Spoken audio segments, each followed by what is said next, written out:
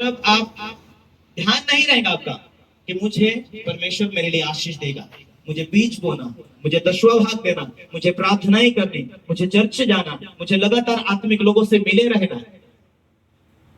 Hallelujah, hallelujah. जिस स्त्री को चंगा होना था, उस स्त्री ने घर में से ठान लिया है कि आप बचा तो कुछ नहीं बेचने लाए, दवाखाना तो कोई बचा नहीं, अब तो मरने के कगार पर थी, लेकिन यदि यीशु मुझे चंगा करे तो मैं जीवन भर उसके ही पीछे रहूंगी, जीवन भर उसकी ही सेवा करूंगी, जीवन भर में उसकी आराधना करूंगी। वो सब कुछ करेगा साधन में लिए। उसने मन में ठान लिया, गई, कपड़ा छुआ, तुरंत वो चंगी हो गई। Hallelujah, hallelujah. आपका मन का विश्वास ये कहता है उस स्त्री के समान कि यहोवा ही मेरे लिए मार्ग खोलेगा, यहोवा ही मेरे कर्जे को खत्म करेगा, परमेश्वर ही मेरे बीमारी को खत्म करेगा, उस वही मेरे दुष्टात्मा को नष्ट करेगा। मैं परमेश्वर का मंदिर हूँ, मैं पवित्र आत्मा का घर हूँ, मैं परमेश्वर की संतान हूँ, मैं बीमारी के लिए नहीं बनाया गया, मैं रोगों में रहने के लिए नहीं बनाया गया, मैं डिप्रेशन में रहने के लिए नहीं बनाए गए, मैं परमेश्वर की संतान हूँ, मैं परमेश्वर के रूप में परमेश्वर ने मुझे रचा है, परमेश्वर की समानता में मुझे परमेश्वर ने रचा है।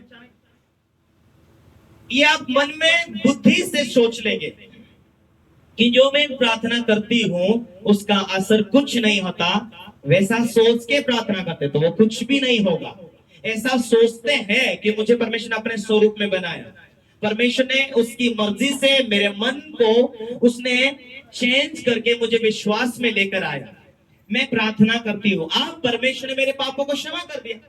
अब मैं जो प्रार्थना करती हूँ या करता हूँ वो स्वर्गों में परमेश्वर सुनता है, वो मेरे नजदीक रहता है, उसकी आत्मा मेरे नजदीक रहती है। वो मैं जो प्रार्थना करती हूँ या करता हूँ वो जो सुनता है और तुरंत कार्य करता है। प्रार्थना का असर कुछ टाइम, कुछ दिन के बाद वो असर करता करता आपको छूकर चंगा करके आशीष देता हुआ आपको ब्लेसिंग करता है। हालेलुया। कुछ लोगों का विश्वास, चलो ठीक है, भेज देना है, प्रार्थना करना है, विश्वास के द्वारा परमेश्वर काम करता है। कुछ लोगों का विश्वास नहीं बैठ पाता। जिसका जैसा विश्वास वो वैसी क्रियाएं करेगा, वो ऐसी आशा रखेगा, वो वैसा ही जीवन जिएगा। Hallelujah, hallelujah, hallelujah. अपने मन में ज्यादा गुस्सा लग रहा है, ज्यादा ज्यादा आप वेशन की ओर जा रहे, ज्यादा आप निराशा की ओर जा रहे, आपका छुटकारा सही नहीं हुआ हो तो आप गलत डिसीजन भी लेते हैं। आगे आपको शैतान गलत दिशा ले जाकर, गलत लोगों में जोड़कर, गलत संगति ले जाकर, दारू में, वैष्णव में, पापों में, व्यभिचारों में ऐसे ले जाकर आगे नष्ट करता है। हालेलुया। मैं कई बार बोलता हूं कि आत्मिकता की बातों को मानना, उसमें जीना, उसमें चलना, ये बातें मैं प्रचार करता हूं लोगों के बीच में।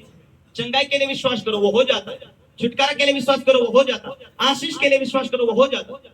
लोगों को ये मालूम होने के पर भी कि अभिषेकता लोगों के खिलाफ नहीं बोलना, अभिषेकता लोगों के खिलाफ में खड़े नहीं होना, अभिषेकता लोगों के विरुद्ध अंगुली नहीं उठाना, क्योंकि हम अपनी सुरक्षा नहीं देते, हम अपने आप को नहीं बचाते, हम अपने आप का न्याय नहीं करते, लेकिन हमारा लेखा परमेश्वर लेता है, हमारे को सुरक्षा परमेश्वर देता है, हमारे को परमेश्वर हमारे दुश्मन से वही लड़ता है, हमें जो सताने के लिए युक्ति बनाते उनकी योजना को परमेश्वर फेल करता है, हमें जो डांटते पीछे से गालियां देते परमेश्वर उनका लेखा लेता है।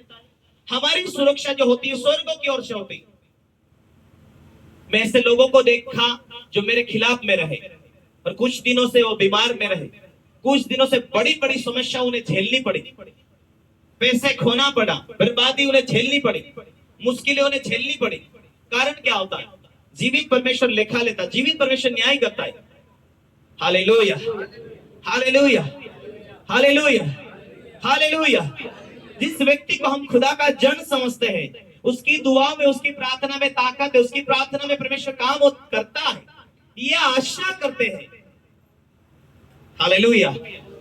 जैसा हम भविष्य के लिए आशा करके विश्वास करते, विश्वास प्रार्थना करते, परमेश्वर काम करता है कि आज मैं अभिषेकता के खिलाफ रहूंगी, अभिषेकता के खिलाफ बोलूंगा या बोलूंगी, तो आगे लाइफ में उस नोआमी के जैसे कई मुसीबत को झेलना पड़ता है, गरीबी को झेलना पड़ता है, बीमारी को झेलना पड़ता है।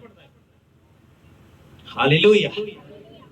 गरीबी को झेलना पड़ता है। यदि नोआमी ने कोई आत्मिक व्यक्ति की बातें सुनती थी, वो प्रार्थना में रहती थी, आत्मिकता में रहती थी, तो गलत जगह अपना बोरा बिस्तर बांध कर नहीं जाते थे, गलत डिसीजन नहीं ले पाते थे, ये बर्बादी उसे देखनी नहीं पड़ती थी।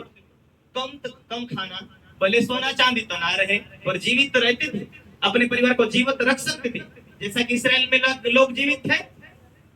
आत्मिकता की कमी की वजह से, परमेश्वर के साथ संबंध कमजोर होने की वजह से, इसराइल में बहुत सारे नबी थे, बहुत सारे आत्मिक लोग थे, बहुत सारे प्रार्थनावादी लोग थे। यदि उनका सहारा लेते थे, उनसे मिले रहते थे, प्रार्थना में जाते थे, हालेलुया। लेकिन वहां भी ऐसे लोग होंगे जो नबियों के खिलाफ होंगे। उसने कहा होगा, हे नौमी, इनकी क्या सुनते, चलो अपन दूर जाते पीटा था बने के लिए। हे नौमी, यहाँ क्या है, चलो अपन दूर जाते, उधर संतरे तोड़ने के लिए बहुत सारा मुनाफा आता है। किसी ने कहा, अरे इतने दूर चले जाएंगे, चर्चा कैसे जाएंगे, आत्मिक जीवन तो बनने दो, बाद में जाने। अरे आत्मिक जीवन स्ट्रॉन्ग तो होने दो, बाद में जाएंगे। प्रार्थना का लाइफ बन जाए, आराधना का लाइफ बन जाए, फिर जाएंगे। लोग नहीं सुनते। अभी शैतान से फाइट करना आ जाए, हालेलुया। आज चंगाई परमेश्वर ने दिया है, लेकिन वो चंगाई को तुझे बनाकर रखना है, तुझे परमेश्वर के वायदों के अनुसार जीना है, तब तेरी चंगाई बनी रहेगी, तब परमेश्वर का हाथ तेरे ऊपर बना रहेगा। जब तू शैतान से लड़ने वाला बन जाएगा, शैतान के कामों को हराने वाला बन जाएगा, चंगाई भी बनी रहेगी, बरकत भी बनी रहेगी, प्रार्थना भी बनी रहेगी, आत्मिकता भी बनी रहेगी। आत्मिकता का लेवल सही हो जाएगा, परमेश्वर बात करेगा तुझे स्वप्न दर्शन के द्वारा, वो भी मालूम हो जाएगा। लेकिन नौमी का जीवन आत्मिकता की कमजोरी की वजह से गलत लोगों के द्वारा आत्मिकता में नहीं होंगे, उनका सहारा लिया होगा उन्होंने, और जहां परमेश्वर की मर्जी नहीं थी वहां ही गई। और वो कानून यदि परमेश्वर का, क्योंकि धार्मिक लोगों से जुड़े रहने से ही धार्मिकता की बात आती थी, स्माहिती होती है। आज धार्मिकता की बातें नहीं आने के कारण लोग एक दूसरे को मार रहे, एक दूसरे की हत्या कर रहे, माफ करने का जगह पर लोगों की हत्या कर रहे, दया करने के जगह लोगों को ऊपर अत्याचार हो रहा, धार्मिक बातें नहीं होने के कारण, हालेलुया।